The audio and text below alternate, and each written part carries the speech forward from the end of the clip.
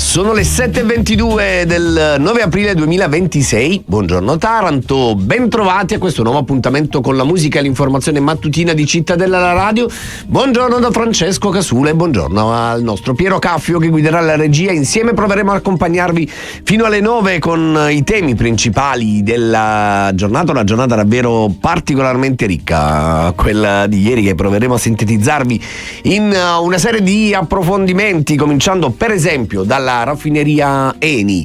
La regione ha dato il suo diktat: giù del 35% le emissioni, ha chiesto il riesame dell'autorizzazione integrata ambientale della raffineria di Taranto. Avremo con noi Mimmo Mazza, direttore della Gazzetta del Mezzogiorno, che ieri ha dedicato ampio spazio su questo tema. Ci sposteremo poi nell'altro versante della zona industriale di Taranto, l'ex Ilva, uno sprofondo rosso da oltre 500 milioni di perdite da luglio a dicembre. L'ex Ilva insomma è in un momento particolarmente complicato, lo ha raccontato ancora una volta Domenico Palmiotti, collega del Nuovo Quotidiano di Puglia e del Sole 24 Ore, con cui oggi faremo due chiacchiere per capire insomma quanto può reggere questa fabbrica anche da un punto di vista economico-finanziario. E poi ci sposteremo, ma non di molto, resteremo qui nella nostra redazione perché avremo Maristella Massari. Con lei parleremo di Orizzonte Taranto, la nuova puntata del settimanale di Cittadella TV che andrà in onda questa sera, e ci faremo raccontare i temi, ospiti e di cosa si parla. E poi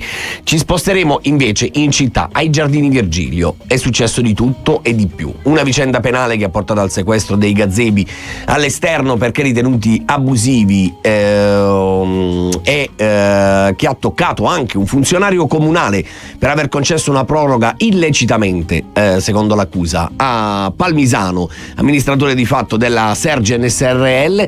Dall'altro una vicenda amministrativa con la revoca della concessione firmata proprio ieri, avantieri, dal comune di Taranto, che ha portato a una serie di proteste sui social. Cercheremo di raccontarvelo assolutamente con l'oggettività dei fatti. Avremo con noi anche l'avvocato Alessandro Scapati che difende l'imprenditore tarantino. E poi naturalmente è giovedì e chiuderemo con le nostre frequenze divergenti. Vi racconteremo l'importanza dei progetti di vita nel mondo delle neurodivergenze adulti. Avremo con noi, oltre alla solita la nostra Liliana Doria, anche Enrica Sibilio, psicologa della cooperativa sociale Isaac Pro.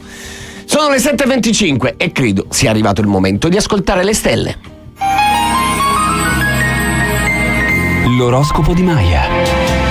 Buon giovedì da Maya e ben ritrovate e ritrovati al nostro appuntamento quotidiano con le previsioni delle stelle. Ariete, evitate investimenti o spese inutili, potreste avere insoddisfazioni. Investite invece su ciò che realmente serve e troverete senz'altro riscontri positivi. Toro, in famiglia siate disponibili, seppur lasciando che anche gli altri si assumano le proprie responsabilità. Nel lavoro avvertirete un crescente desiderio di esplorare nuovi orizzonti. Gemelli, la tenerezza e il dialogo sincero contribuiscono a creare radici profonde per il futuro del rapporto di coppia. Approfittate del tempo libero per passeggiare in mezzo al verde, vi aiuterà a scaricare le tensioni e a mantenere anche la salute fisica. Cancro, le stelle garantiscono un'ottima giornata a livello affettivo. Vi sentirete importanti, felici e appagati. Nel lavoro saprete muovervi saggiamente, facendo nuove esperienze e allargando gli attuali orizzonti. Leone, regnerà la pace dentro di voi oggi e ciò potrebbe suscitare l'invidia di qualcuno. Sul fronte lavorativo sarete motivati e lavorerete a ritmo sostenuto senza sentire alcun peso.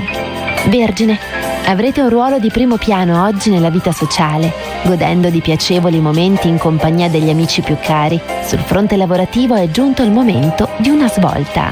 Bilancia, siate fiduciosi nelle vostre capacità e sfruttate al massimo le opportunità che si presentano. Questo sarà un momento di gioia e soddisfazione in cui potrete celebrare i vostri successi e guardare con fiducia al futuro. Scorpione, non lasciatevi sfuggire le opportunità e agite con determinazione per raggiungere i vostri obiettivi. È tempo di mettersi in gioco e perseguire i sogni con coraggio e risolutezza. Sagittario, Vivete appieno l'amore senza esitazioni, approfittando di questo momento propizio per fare nuove conoscenze.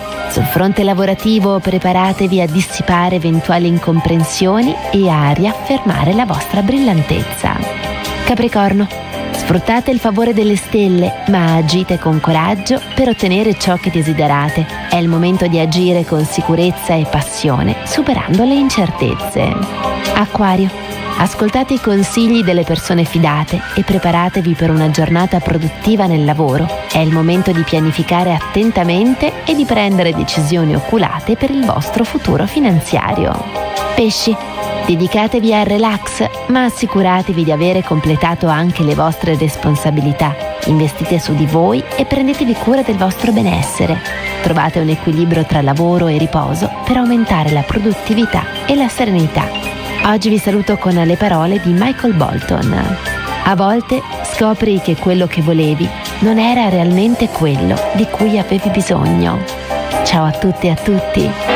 A domani con l'oroscopo di Maya. E grazie a Maya per averci raccontato anche oggi quello che raccontano i pianeti. Adesso invece diamo uno sguardo alle prime pagine dei quotidiani, cominciando con Corriere del Mezzogiorno. La sanità verso il commissariamento, deficit di 370 milioni, la regione al tavolo del ministero senza una legge di copertura. La scelta orientata da De Caro, che riceverà dal governo l'incarico di attuare le misure contro il debito. Di che si tratta sostanzialmente? Oggi e in questi giorni è previsto il tavolo al Ministero della Salute di tutti i vertici delle regioni per comprendere la situazione, insomma, delle sanità regionali. Come sapete, la Puglia ha un debito di circa 370 milioni di euro e da allora, da quando è entrato in campo De Caro, non è stata fatta la legge di copertura, cioè non sono stati individuati i fondi per coprire questo deficit. Questo porterà automaticamente al commissariamento della sanità pugliese e quindi il governo nominerà De Caro commissario straordinario per la sanità, e a quel punto sostanzialmente De Caro fa due cose. Da un certo punto di vista, facendosi commissariare, chiude l'era Emiliano, dicendo sostanzialmente è colpa di chi ci ha preceduto, e dall'altro come commissario può avere, diciamo, più poteri, tra virgolette, per agire direttamente sulle procedure della sanità pugliese. Vedremo insomma come funzionerà la sanità targata De Caro. Lidi aperti dal 23 maggio al 13 di settembre, è arrivata l'ordinanza, gli stabilimenti balneari della Puglia saranno aperti da maggio a settembre, lo ha deciso la regione, che ha emesso l'ordinanza al termine di un lungo incontro con le associazioni di categoria. Andiamo a dare invece un'occhiata alla Gazzetta del Mezzogiorno. Sistemi trasporti nel caos, frana in Molise, oggi c'è Salvini. Mamma mia, a saperlo. Venerdì riapre la ferrovia Foggia-Pescara, intanto De Caro servono un intervento immediato e piani di emergenza mirati. Al centro della pagina invece la tregua fragile su Hormuz, Beirut devastata, spari israeliani sull'Unifil, anche le truppe italiane prese di mira dalle forze israeliane. Il ministro Tajani ha convocato l'ambasciatore israeliano alla Farnesina, ma insomma viene da chiedere quante volte lo dobbiamo convocare questo ambasciatore prima di capire che, come dire, forse dovremmo prendere seriamente le distanze da Israele, da Netanyahu. Chiudiamo con una notizia che arriva da Taranto, cantieri di Puglia a secco, Taranto chiama la regione, ieri approvata all'unanimità la mozione presentata da Gianni Azzaro a proposito della telefonata, tra virgolette, chiamiamola così, da fare in regione, perché per costruire l'insediamento che dovrà occuparsi degli yacht, della nautica da diporto, mancano l'appello un po' di milioni, circa 27 da aggiungere ai 50 che stanno mettendo i soci privati per ridare vita alla zona dell'ex yard Belleli. 7:31, noi ci fermiamo per la New Hit, quando torniamo tutti gli altri giornali. Cittadella Visual Radio TV. Un amore di radio e TV per Taranto. Noi invece siamo tornati in diretta per continuare a dare un'occhiata ai quotidiani e ai giornali che troverete nelle edicole di oggi.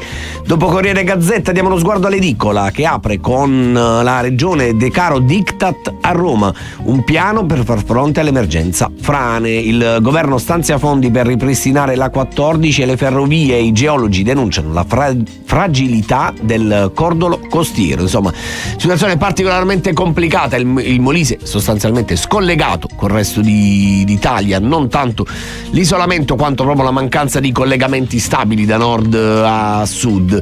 Al centro della pagina arriva l'estate, riaprono i lidi, ecco tutte le nuove regole. Il mare è un bene di tutti e i gestori delle spiagge devono lasciare libero il passaggio, non possono vietare ai clienti cibo e bevande dall'esterno, ma è vietato l'uso di plastica monouso.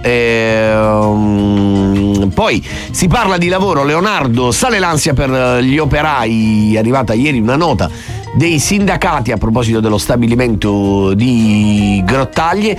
E chiudiamo invece con Bari, Festival delle donne e dei saperi di genere. Uno sguardo anche alla prima di Quotidiano di Puglia, in edizione Taranto. Frana si accelera sui lavori, ferrovie, ripartenza a metà, vertice del governo e nuovi fondi, la rabbia dei viaggiatori, la nostra odissea.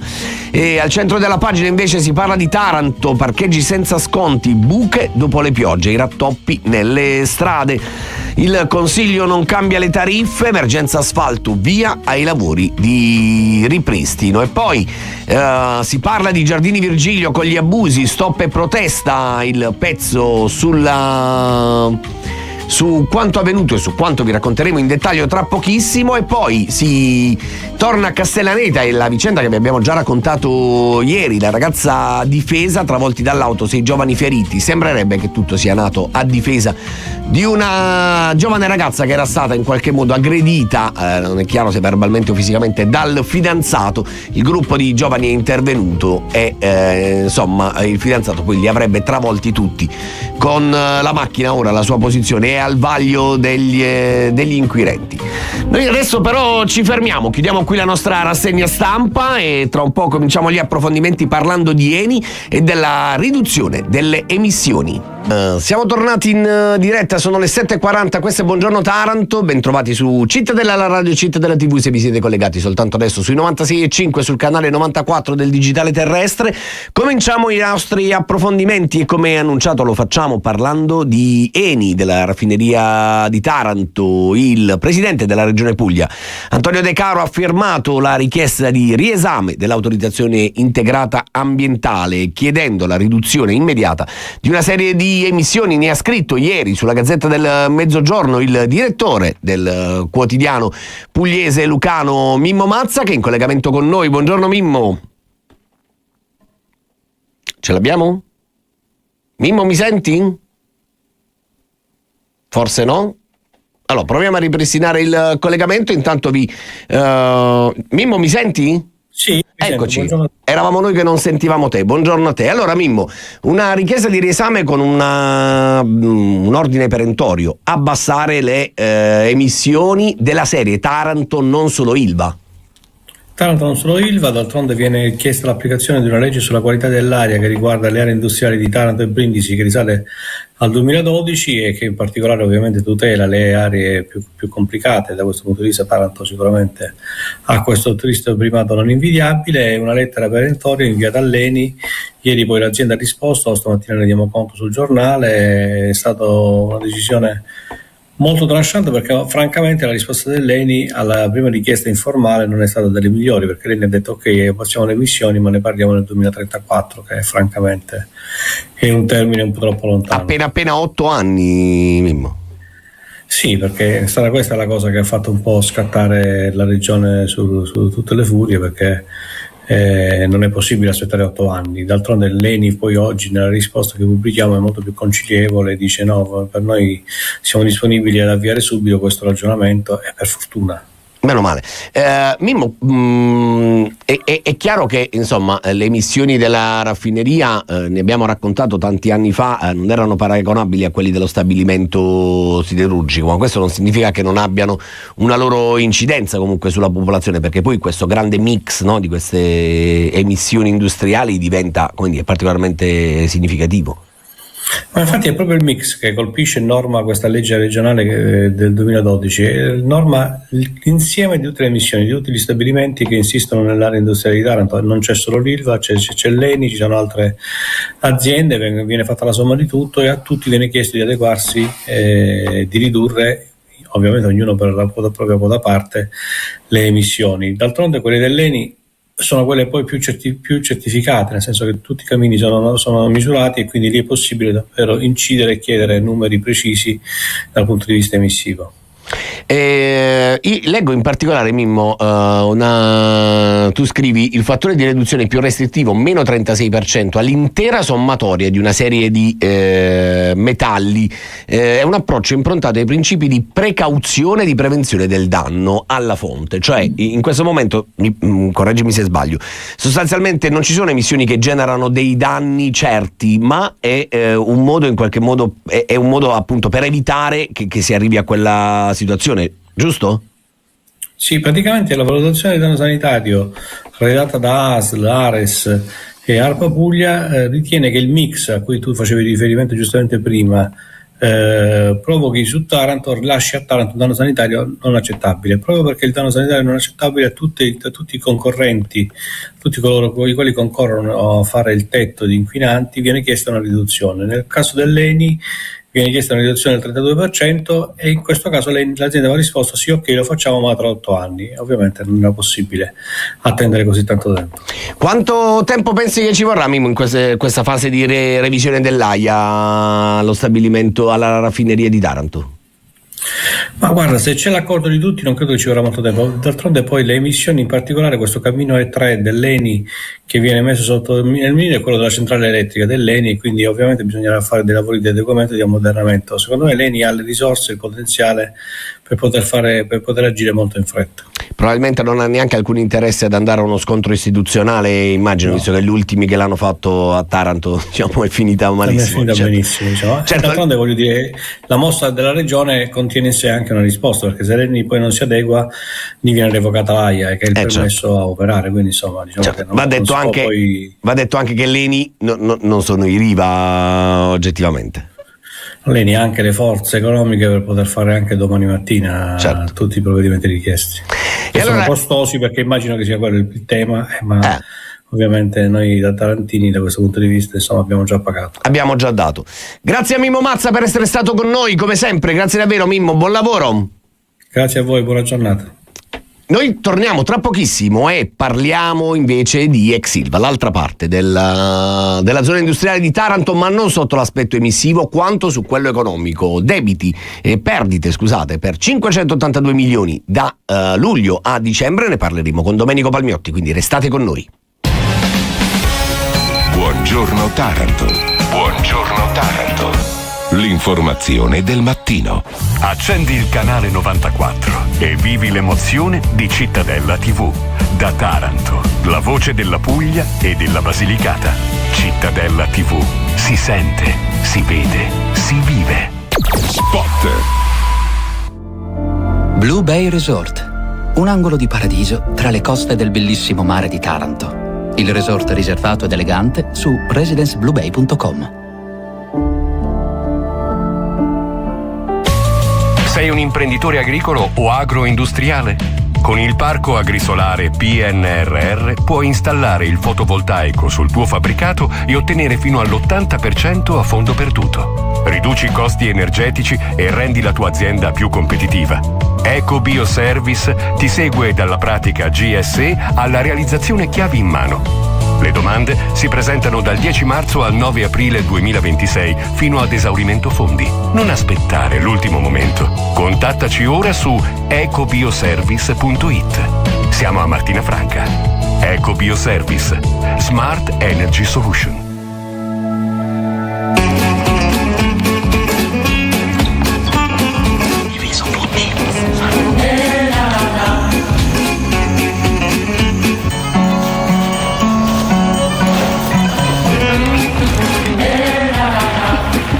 Lo spirito che anima questa comunità è lo stesso della nostra banca di credito cooperativo, perché la ricchezza di una comunità passa attraverso il benessere di ognuno. BCC San Marzano, fondata sul bene comune. La xylella è un flagello che ha colpito l'economia, il paesaggio, la stessa identità della nostra regione. Ma da qualche tempo la Puglia sta reagendo con la piantumazione di moderni uliveti, raccomandando le buone pratiche agricole per fermare l'avanzare della xylella e del suo vettore, e con l'unica tecnica in grado di salvare gli ulivi monumentali, l'innesto precoce. Questa è una terra meravigliosa. Uniamoci per salvaguardare un patrimonio unico al mondo.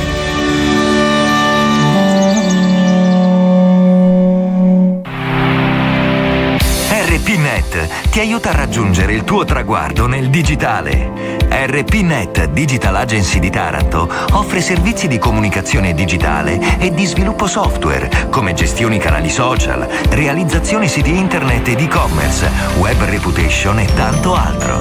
Cosa aspetti? Fai crescere la tua attività digitale grazie ai servizi di RPNet. Visita il sito www.rpnet.it. Provinciali Service, azienda ultraventennale nel settore audio, video, luci, fornitore di servizi per la realizzazione dal piccolo al grande evento. Concerti, congressi, danza e teatro, eventi, proiezioni e video, wedding e film festival, diffusione suono per piccoli e grandi spazi. Provinciali Service, con sede a Taranto. Info 348 56 55 908 www.provincialisrl.it.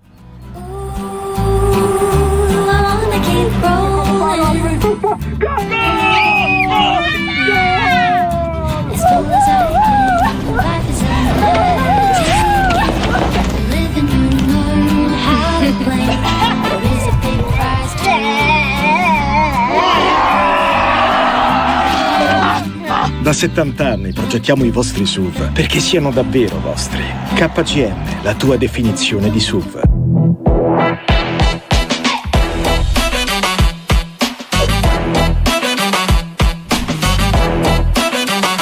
Ego Food Festival.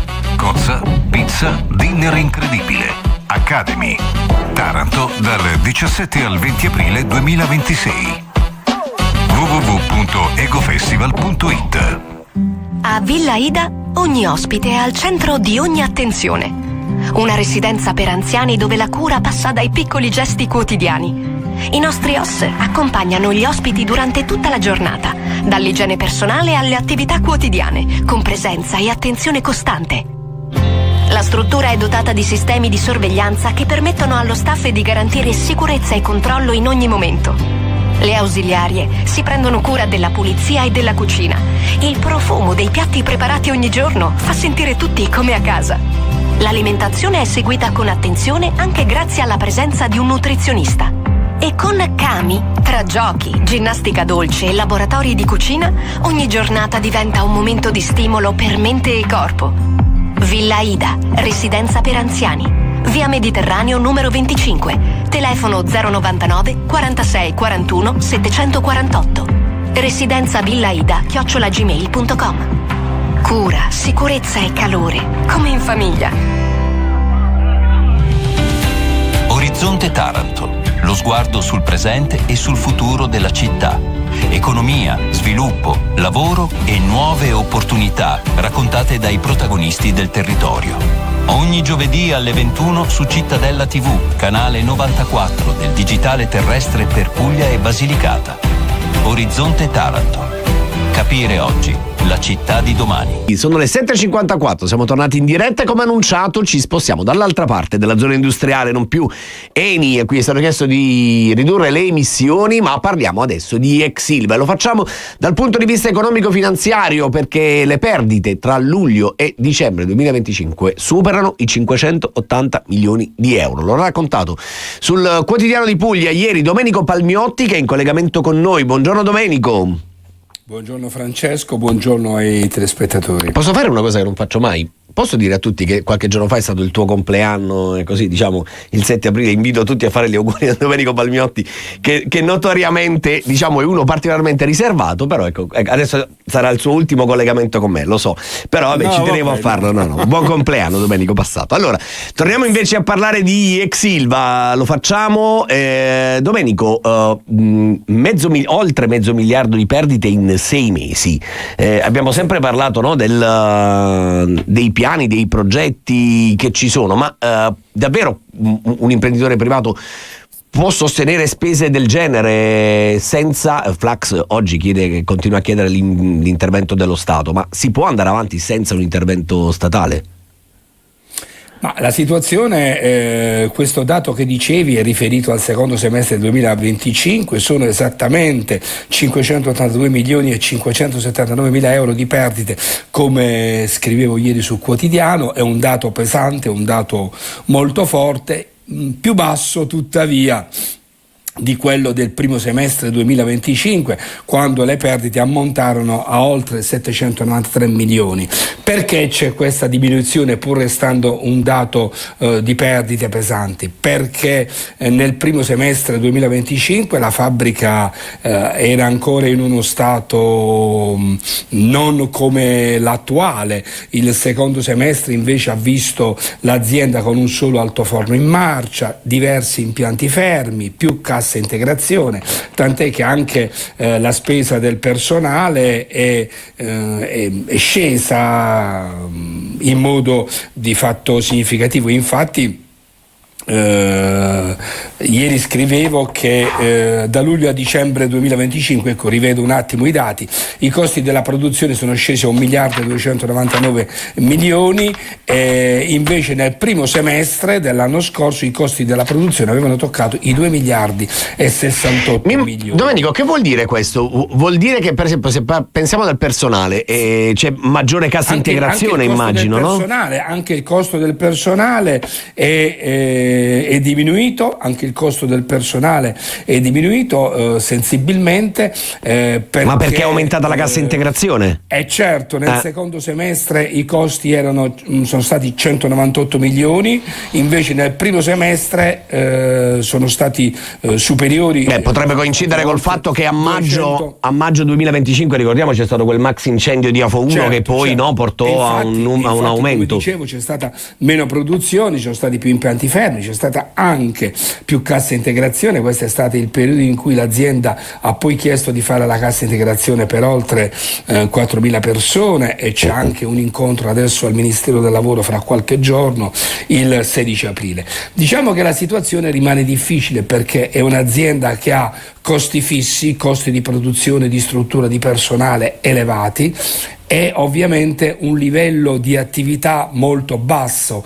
Con questo livello di attività l'azienda non riesce a stare in equilibrio, è in profondo disequilibrio, ma lo prova non solo il fatto che non lo provano non soltanto i dati economici, i dati dei conti, lo prova soprattutto il fatto che sinora come si è sostenuta Acciaierie d'Italia? Si è sostenuta attraverso prestiti ponte, quelli autorizzati dall'Unione Europea a luglio 2024 di 320 milioni, adesso il nuovo prestito ponte autorizzato dall'Unione Europea sino ad un massimo di 390 milioni, si è sostenuta con le continue, trasfusioni di denaro che ha fatto Ilva, che su direttiva del governo ha fatto Ilva in amministrazione straordinaria, prendendole dal patrimonio destinato. Cos'era il patrimonio destinato? Era quel miliardo, poco più, che anni addietro era stato accantonato per le bonifiche ed era costituito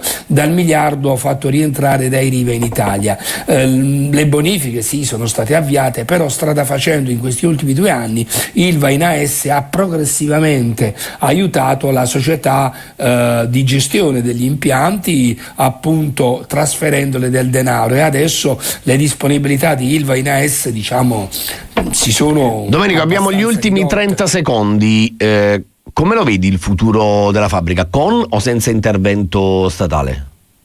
Ma un intervento dello Stato ormai è necessario per cercare di rimettere in piedi la situazione. Ormai lo dicono tutti, non solo lo chiedono gli imprenditori direttamente interessati, lo chiede anche Federmeccanica, lo chiede anche Federacciai. Bisognerà vedere in che modo questa presenza dello Stato si esplicherà, però se il soggetto privato ci deve essere un soggetto privato serio, credibile, che abbia esperienza.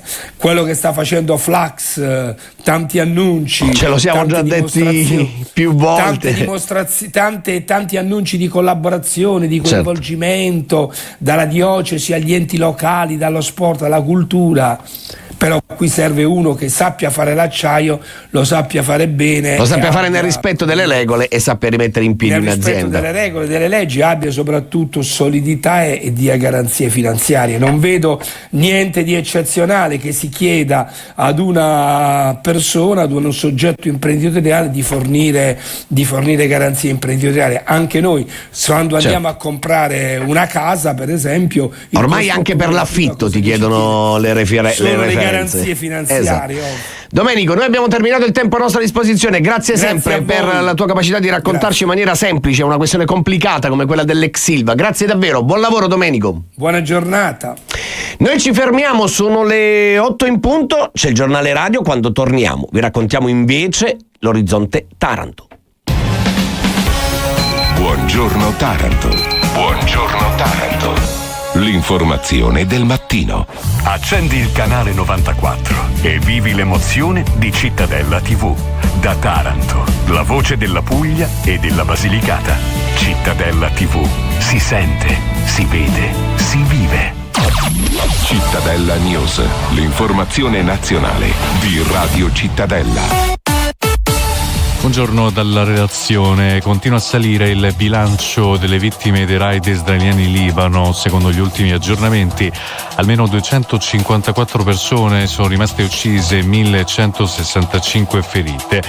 Il numero più alto delle vittime si registra a Beirut, con 92 morti e 742 feriti, con altri 61 morti e 200 feriti nella periferia meridionale della città. In seguito agli attacchi in Libano, il transito delle petroliere attraverso lo stretto di Hormuz è stato interrotto nuovamente. Steve Witkoff, Jared Kushner e J.D. Vance saranno a Islamabad da sabato per colloqui con l'Iran. Spari sono stati registrati anche contro un convoglio del contingente italiano dell'UNIFIL nel sud del Libano. Un mezzo blindato Lynch è stato centrato da colpi d'avvertimento esplosi dall'IDF per bloccarne la marcia. Fortunatamente non ci sono stati feriti, ma l'episodio ha fatto salire la tensione alle stelle. Dura la condanna della premier Meloni. In una nota Palazzo Chigi dice che è del tutto inaccettabile che il personale che agisce sotto la bandiera dell'ONU sia messo a rischio con azioni irresponsabili. Il presidente ucraino Volodymyr Zelensky apre un possibile incontro con Putin, ma non a Mosca né a Kiev. Zelensky ha ribadito che non ci sono margini per trattative sulla cessione del Donbass, mentre un eventuale ritiro favorirebbe nuove offensive russe. Il leader ucraino ha messo in guardia anche dalle conseguenze sociali.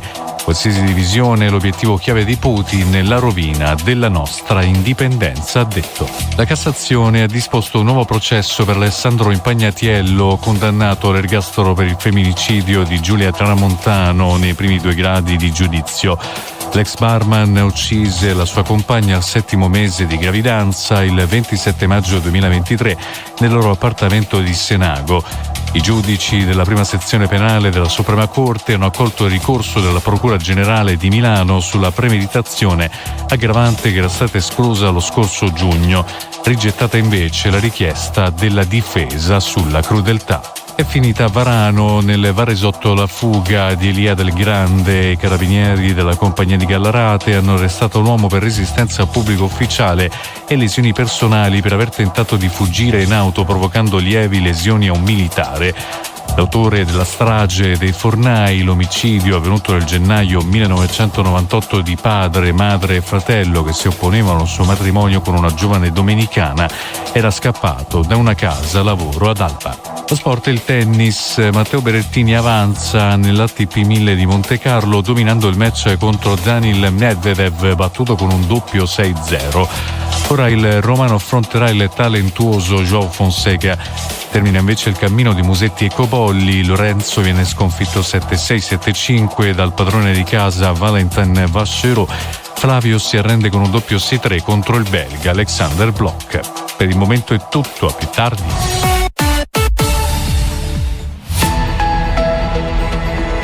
Cittadella Meteo.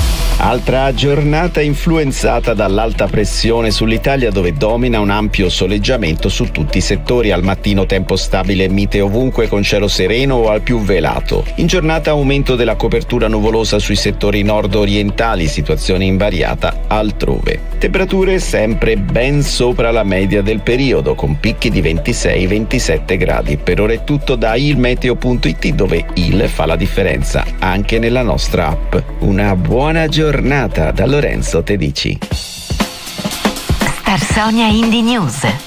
Rock, pop, jazz, indies con Franzi Baroni.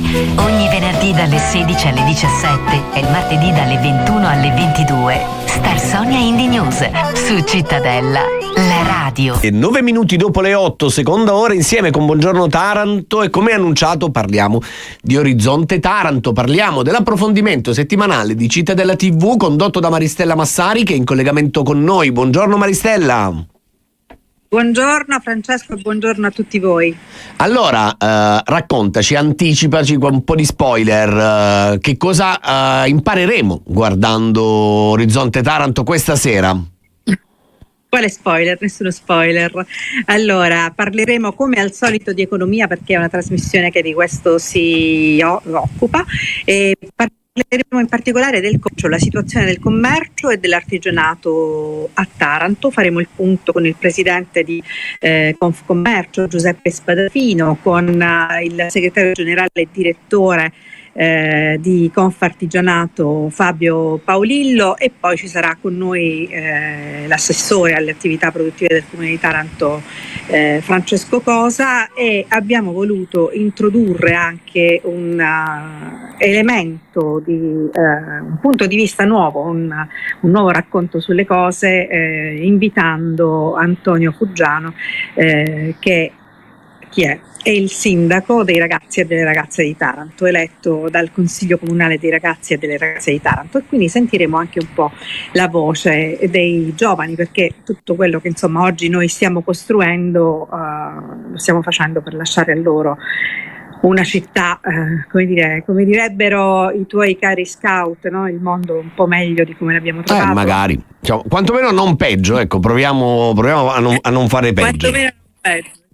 Maristella, dal punto di vista numerico, non so se affronterete anche questo punto, cioè la situazione è davvero così complicata a Taranto per i commercianti, per il tessuto economico? Allora sì, è voglio dire, rispetto perché... a più o meno le altre città, diciamo, siamo in linea o siamo messi peggio anche da questo punto di vista? Siamo messi peggio, abbiamo insomma anche alcuni dati che presenteremo all'interno della scheda che di solito introduce, no, la trasmissione. Siamo messi peggio su alcuni settori commerciali, come ad esempio il tessile, l'abbigliamento, e siamo messi meglio. Gli unici segni positivi sono davanti al settore della ristorazione, bar e ristoranti. Quindi una delle domande è: siamo diventati davvero la città dei bar e delle pizzerie? Bisognerà capire anche questo tipo di fenomeno e alla lunga quanto questo fenomeno potrà incidere sul tessuto economico della città, o è solo un dato temporaneo. Consideriamo che negli ultimi 10 anni Taranto ha perso più di 2.600 imprese. Mamma mia, insomma è un numero importante, sì. Allora non resta che dare l'appuntamento a questa sera. Maristella, a che ora ci vediamo? Anzi, a che ora ti vediamo? Alle 21. Alle 21 su Cittadella TV, canale 94. Grazie ancora Maristella Massari e buon lavoro anche per oggi. Grazie a voi. E noi invece quando torniamo parliamo di una vicenda che riguarda il commercio e che insomma da ieri sta facendo particolarmente rumore. Sigilli ai Giardini Virgilio, abusivismo edilizio ma anche proroghe illecite. Vi raccontiamo tutto tra pochissimo qui su Cittadella. Sono le 8:23, come annunciato entriamo nel vivo di un argomento che sta tenendo banco da ieri o anche insomma da 2 giorni e riguarda la chiusura dei Giardini Virgilio. Lo facciamo dando il bentornato qui a Cittadella, la radio Cittadella TV, all'avvocato Alessandro Scapati. Buongiorno avvocato. Buongiorno Francesco e ben trovato. Allora, l'avvocato Scapati è il difensore di Cosimo Palmisano, amministratore di fatto della Sergen SRL, che è la società che dal 2017 gestisce in concessione dal comune i Giardini Virgilio. Corretto avvocato?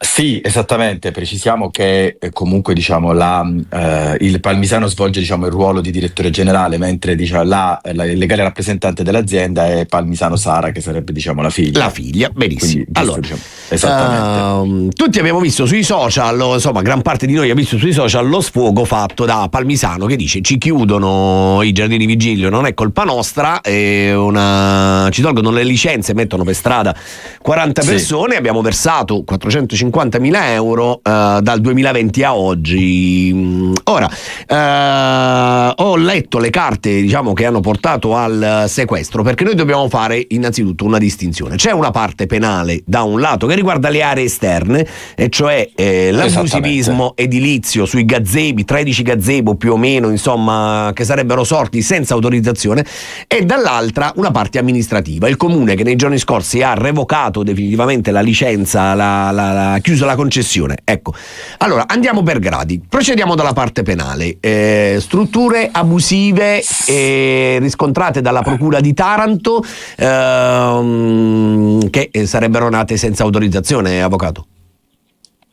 Allora, qui c'è una vicenda diciamo che è ancora in corso di accertamento da parte degli inquirenti, nel senso che una parte di queste strutture erano già parrebbe essere già preesistenti rispetto diciamo alla concessione, o meglio alla convenzione che la Sergen in persona diciamo di Palmisano Sara ha stipulato con il comune di Taranto, mentre per altre si tratta diciamo comunque di opere facilmente rimovibili e riguardano sempre diciamo la zona esterna. Parliamo diciamo quindi l'aspetto penale attiene alla zona esterna.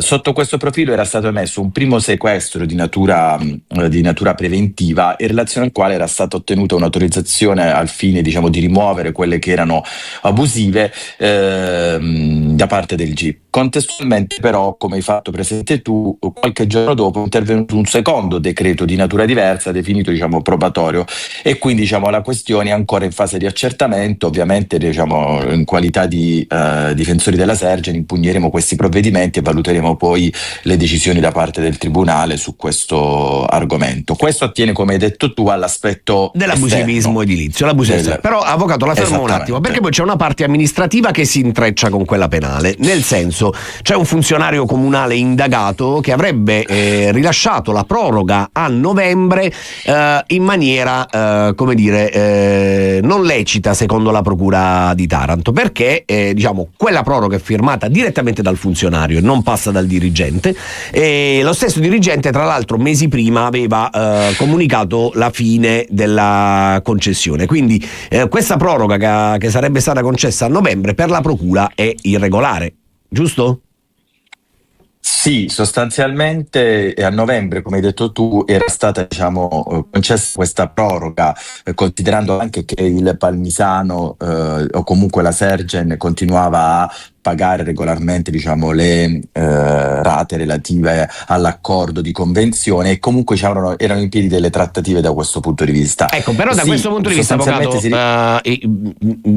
qualcuno diciamo dal comune o da quelli sentiti dalla procura dice che si stava regolarizzando la posizione, ma non era proprio un pagatore eccellente da quello che mi pare di aver letto.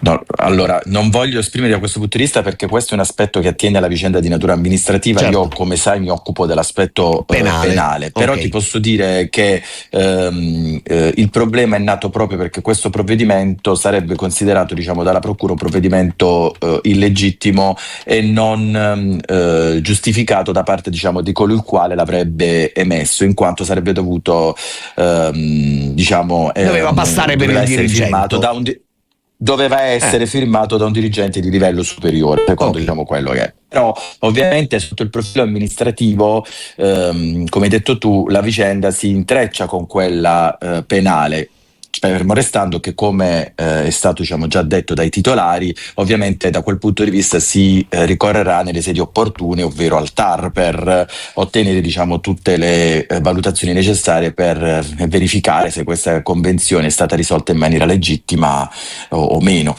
Avvocato, mi faccio una domanda, mi pongo una domanda, diciamo, da uomo della strada. Se il suo cliente si rende disponibile, come avete scritto nell'istanza, no, a rimuovere le opere abusive, di fatto sta riconoscendo che lo sono. Attenzione, c'è una problematica da questo punto di vista. Ok. Ci sono dei gazebi che comunque, diciamo, sono facilmente removibili, in relazione ai quali diciamo c'è una vicenda penale in corso, e quindi, al di là dell'accertamento della responsabilità nel merito, la rimozione tiene comunque, diciamo, a una soluzione della vicenda sotto il profilo del sequestro. Però, come ho detto precedentemente, alcune di queste opere sono però, ripeto, anche sotto questo profilo sono in corso degli accertamenti. Certo. Parrebbero, ecco, mi sembra la definizione più opportuna, non già preesistenti rispetto Cioè non alla stipula riconducibili della alla sua convenzione. gestione, c'è qualcosa che No. c'era già prima, almeno questo No. sostiene, diciamo, No. il suo cliente. Parrebbe di sì, e quindi diciamo, ovviamente, da questo punto di vista, diciamo, occorrerà attendere le relazioni, diciamo, da parte degli inquirenti che sono stati, diciamo, appunto delegati dalla polizia giudiziaria, che è stata delegata appunto per effettuare questi accertamenti e per verificare soprattutto a quanto risalgono queste violazioni, e da qui nasce, diciamo, lo sfogo dei titolari. Ecco. E allora vedremo come andrà a finire questa vicenda. Noi naturalmente seguiremo ogni passo e vi racconteremo tutto. Intanto, grazie davvero all'avvocato Alessandro Scapati per essere stato con noi. Buona giornata e buon lavoro, avvocato. Grazie Francesco, buona giornata e buon lavoro, grazie. E noi invece ci fermiamo, abbiamo il tempo di una new hit e poi vi raccontiamo... Ah no, non c'è la new hit, chiedo scusa, ho detto ho commesso un errore io. C'è un po' di musica però. E poi cominciamo con le nostre neurodivergenze, c'è con noi Liliana Doria, ma non è sola, c'è anche Enrica Sibilio, psicologa della cooperativa sociale Isaac Pro. Vi racconteremo i progetti di vita tra i neurodivergenti. Pezzo che apre le frequenze divergenti di oggi, la nostra rubrica sulle neurodivergenze. Diamo il bentornato alla nostra Liliana Doria. Buongiorno a tutti. E diamo il benvenuto ad Enrica Sibilia, psicologa della cooperativa sociale Isaac Pro. Detto bene? Sì, più o meno, dai, Isaac Pro va benissimo. Isaac, non Isaac. Ma va benissimo così. Va Buongiorno bene. a tutti. Buongiorno Enrica. E grazie. Allora, oggi parliamo dell'importanza dei progetti di vita nel mondo delle neurodivergenze adulte. Spesso, diciamo, abbiamo raccontato non solo, diciamo, la parte infantile, la parte legata anche alla famiglia di origine, ma anche in qualche modo la crescita, lo sviluppo, l'autonomia che si deve acquisire col passare del tempo per costruirsi una vita.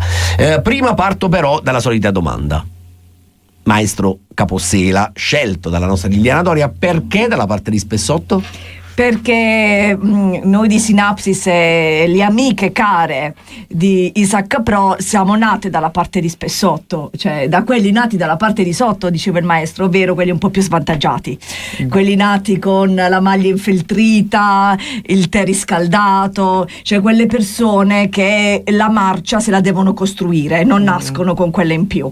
E siccome noi siamo dalla parte di Spessotto, cerchiamo dalla nostra esperienza, dalla nostra formazione, dal nostro anche è un po' imprinting di vita, come parlammo nell'ultima puntata di quella precedente. Costruiamo delle abilità soprattutto per chi nasce con delle caratteristiche per cui direzionare è sempre meglio, perché spontaneamente, ecco, difficilmente si possono costruire. Enrica, invece parliamo dell'importanza appunto di questi progetti di vita. Partiamo però magari, se possibile, da un passo prima. Quando in casi di neurodivergenze è importante, è necessario, a che età, tra virgolette, cominciare a pensare realmente concretamente a il progetto di vita per, mettiamola così, una volta lasciata la famiglia di origine? Allora, guarda, in realtà il progetto di vita è appunto un progetto di vita che può iniziare all'inizio della propria esperienza di vita.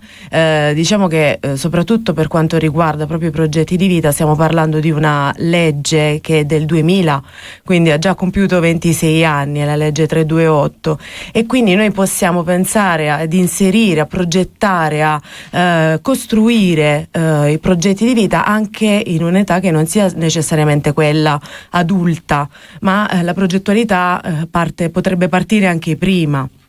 Adesso invece proprio nel 2024 con il decreto 62 è proprio insito, diciamo, nelle valutazioni iniziali la progettazione, quindi nel momento della diagnosi, la progettazione del progetto di vita, e quindi questa cosa accompagnerà tutte le nuove diagnosi. Ma a che età avviene più o meno? Cioè, perché noi abbiamo parlato spesso, Liliana, di diagnosi fatte molto molto presto.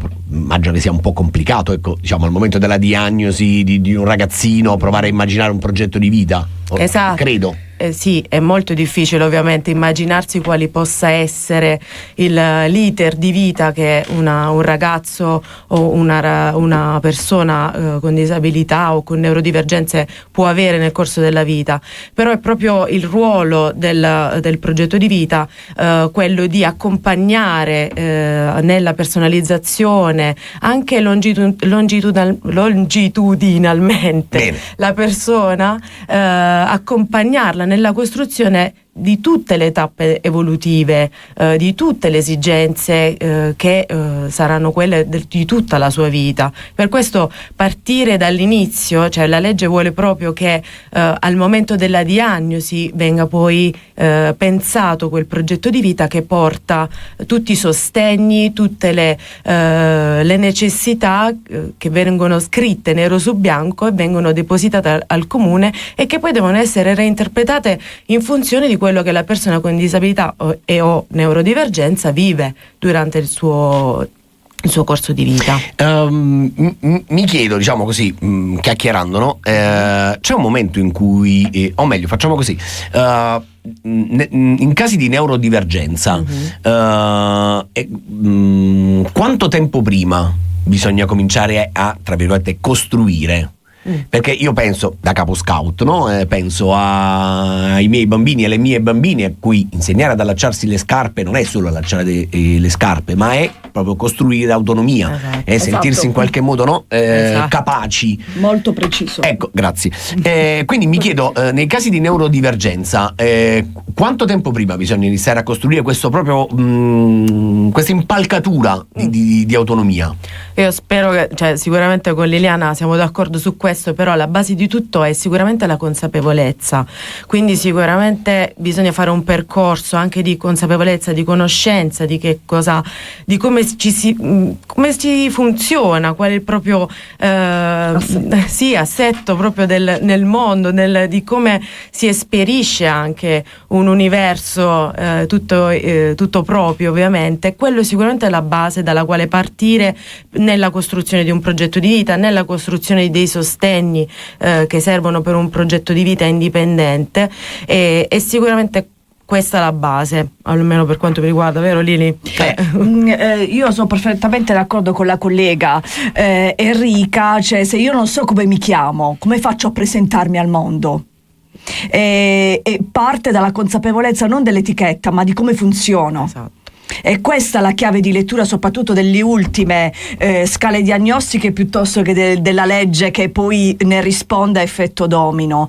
Cioè, io come funziono non so dal punto di vista cognitivo, perché per fortuna ci stiamo scaricando di dosso retaggi di decenni e decenni culturali legati alla performance, quindi al numero. Cioè la diagnosi è un numeretto: io sono 120, io sono 110, io sono 90. Io ho un numeretto che spiega come funzionano tutte le mie intelligenze, cioè Gardner, cioè l'intelligenza.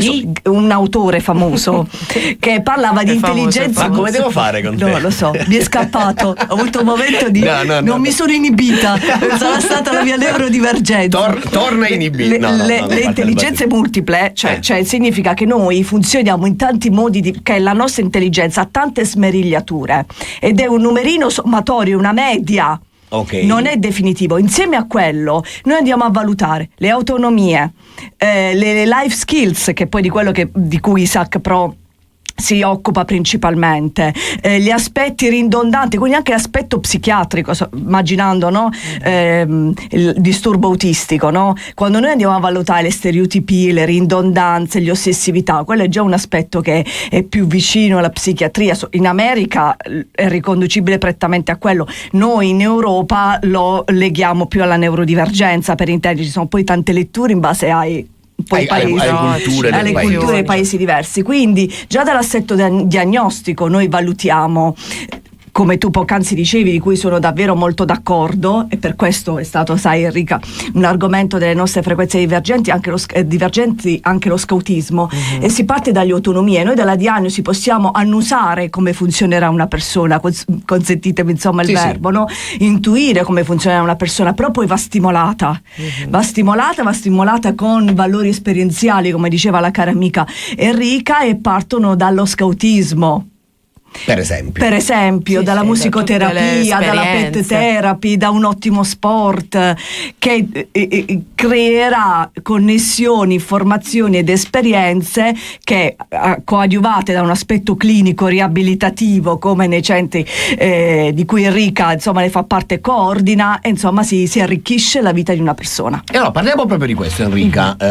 Il centro Isaac Pro, che cos'è, come funziona? Di cosa vi occupate concretamente? Concretamente noi siamo un centro per l'apprendimento della vita autonoma e ci occupiamo, siamo nate diciamo con l'accento sulla disabilità, però in questo momento appunto ci siamo aperte sicuramente alle neurodivergenze, ma anche a tutte le famiglie che affrontano momenti di fragilità. Diciamo che il focus si è spostato dalla disabilità alle neurodivergenze proprio al benessere psicologico.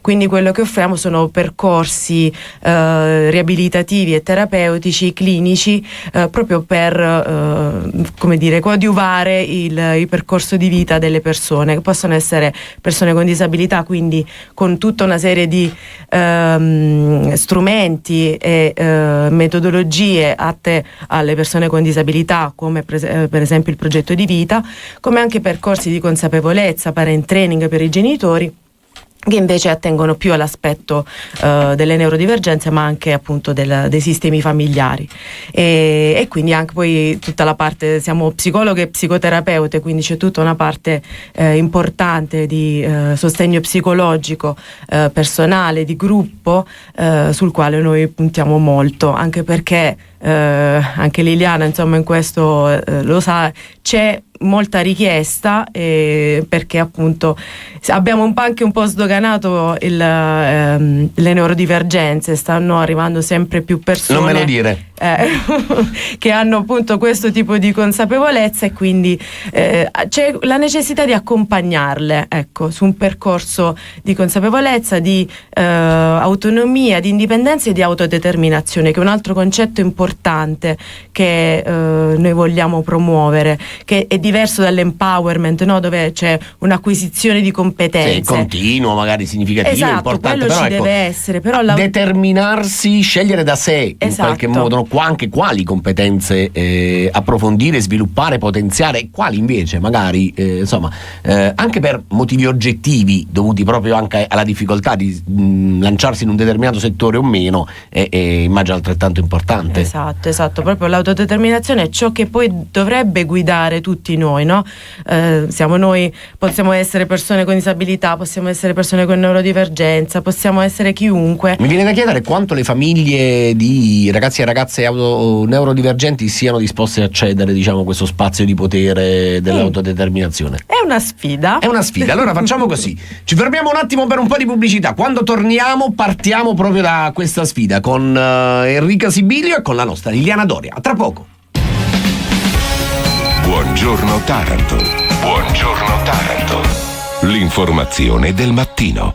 Accendi il canale 94 e vivi l'emozione di Cittadella TV. Da Taranto, la voce della Puglia e della Basilicata. Cittadella TV. Si sente, si vede, si vive. Spot. Blue Bay Resort. Un angolo di paradiso tra le coste del bellissimo mare di Taranto. Il resort riservato ed elegante su residencebluebay.com. Sei un imprenditore agricolo o agroindustriale? Con il parco agrisolare PNRR puoi installare il fotovoltaico sul tuo fabbricato e ottenere fino all'80% a fondo perduto. Riduci i costi energetici e rendi la tua azienda più competitiva. Eco Bioservice ti segue dalla pratica GSE alla realizzazione chiavi in mano. Le domande si presentano dal 10 marzo al 9 aprile 2026 fino ad esaurimento fondi. Non aspettare l'ultimo momento. Contattaci ora su ecobioservice.it. Siamo a Martina Franca. Eco Bioservice. Smart Energy Solution.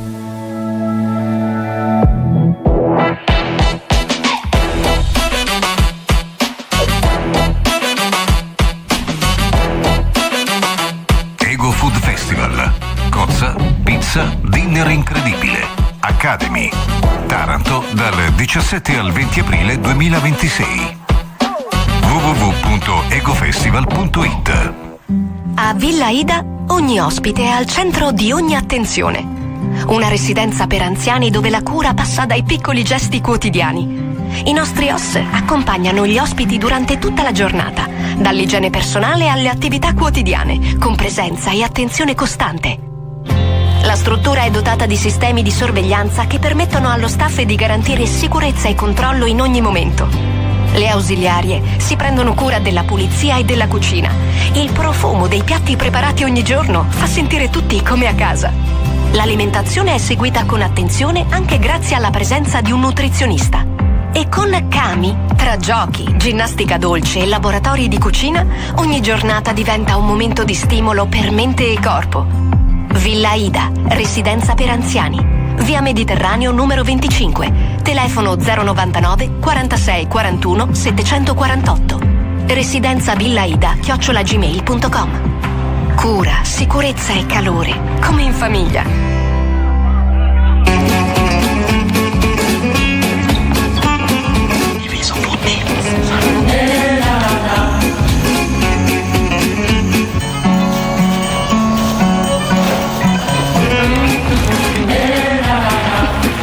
Lo spirito che anima questa comunità è lo stesso della nostra banca di credito cooperativo, perché la ricchezza di una comunità passa attraverso il benessere di ognuno. BCC San Marzano, fondata sul bene comune. Le grandi distanze si misurano in chilometri, ma quando separano dagli affetti, pesano. Per questo la tecnologia ibrida Nissan è innovazione che emoziona. Fino a più di 22 km al litro e 1200 con un pieno. Anche ad aprile, gamma Qashqai Hybrid da 26.900 euro con qualsiasi usato. E solo per i crossover days hai fino a 1.500 euro di extra sconto sulla pronta consegna. Solo fino al 30 aprile. Info su nissan.it. Da Five Motors, concessionaria ufficiale Nissan a Taranto e Brindisi. Provinciali Service, azienda ultraventennale nel settore audio, video, luci, fornitore di servizi per la realizzazione dal piccolo al grande evento. Concerti, congressi, danza e teatro, eventi, proiezioni e video, wedding e film festival, diffusione suono per piccoli e grandi spazi. Provinciali Service, con sede a Taranto. Info 348 56 55 908 www.provincialisrl.it. La xylella è un flagello che ha colpito l'economia, il paesaggio, la stessa identità della nostra regione. Ma da qualche tempo la Puglia sta reagendo con la piantumazione di moderni oliveti, raccomandando le buone pratiche agricole per fermare l'avanzare della xylella e del suo vettore e con l'unica tecnica in grado di salvare gli ulivi monumentali, l'innesto precoce. Questa è una terra meravigliosa. Uniamoci per salvaguardare un patrimonio unico al mondo.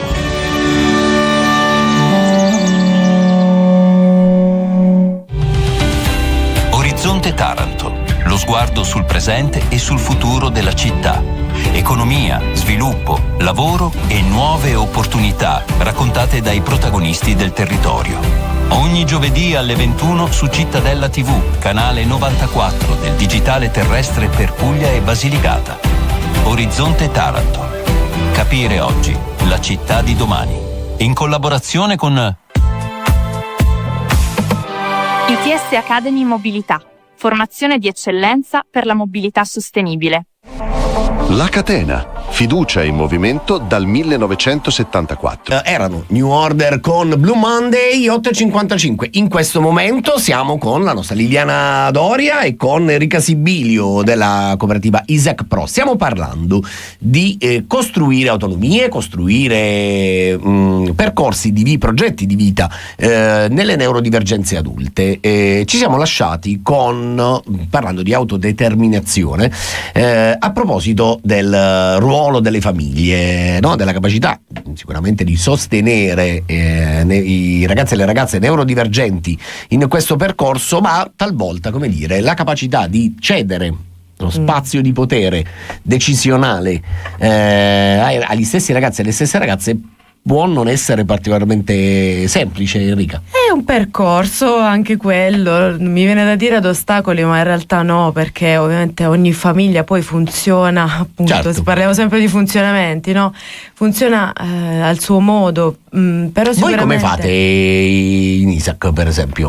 Noi, ogni famiglia, ogni persona che viene seguita ha un ingaggio anche da parte della famiglia, quindi sicuramente la famiglia fa parte del percorso di crescita e di autodeterminazione appunto della persona con disabilità e o neurodivergenza, e quindi noi attraverso anche i parent training, quindi delle sessioni di formazione sia personali, quindi della famiglia, ma anche di gruppo, quindi tra più famiglie insieme, cerchiamo di portare prima di tutto consapevolezza sulle diagnosi, sui reali funzionamenti dei loro ragazzi, dei loro bambini, e poi quello che si cerca di fare è anche un po' spingere l'asticella, no? Ecco, da dove partite, per esempio?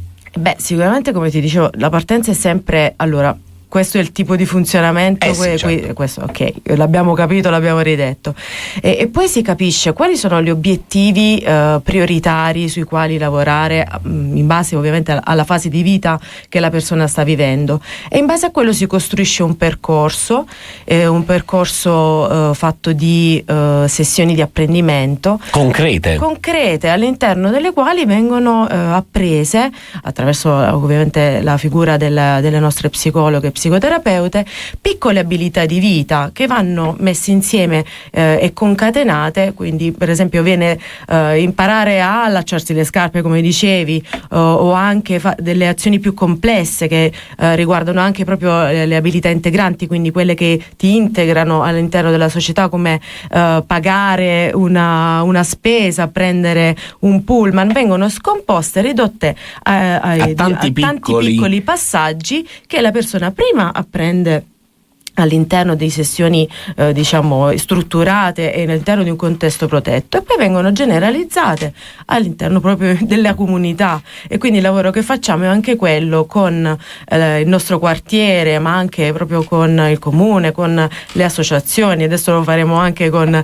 Synapsis, cercare di andare a infondere, divulgare quello che è il nostro modo di vedere, di concorrere all'autodeterminazione e all'autonomia delle persone, affinché tutti possiamo creare qualcosa, una Chi comunità. ha bisogno e interesse dove lo trova, Isaac? E siamo in Viale Virginio 99, all'interno dei Salesiani. Siete anche su internet? Siamo anche su internet, Cooperativa Sociale Isaac Pro, e ci trovate su Instagram, su Facebook e anche sul sito. Ok. Lili, oggi ti abbiamo dato poco spazio perché in realtà ero troppo preso da questa roba. Giovedì prossimo che cosa ci aspetta? Allora, questo è un mese particolare, l'abbiamo detto la volta scorsa, è il mese di sensibilizzazione sullo spettro autistico, perché siamo ad aprile. Quindi ci saranno tante sorprese, ci saranno tante altre realtà come Isaac Pro che parleranno del loro vissuto legato ai neurodivergenze, in particolar modo al disturbo autistico. Quindi ospiteremo nei prossimi appuntamenti sia persone autistiche ad alto funzionamento che altre associazioni di categoria. E allora grazie a Liliana Doria, che come detto ritroveremo giovedì prossimo. Grazie Enrica Sibilio per essere stata con noi, buon lavoro a te Isaac Pro. Grazie mille a voi. Grazie a Piero Caffio che ha guidato la parte tecnica, e domani venerdì Buongiorno Taranto torna come sempre dalle 7 alle 9. Non dimenticate che domani c'è l'Eco dei Social, c'è Claudio Petrone, quindi insomma il weekend leggero, anzi leggerissimo, di quelli proprio che abbondano. Vi ricordo l'appuntamento col TG alle 14 sul canale 94, e questa sera alle 20:30 con Orizzonte Taranto, come sta il commercio.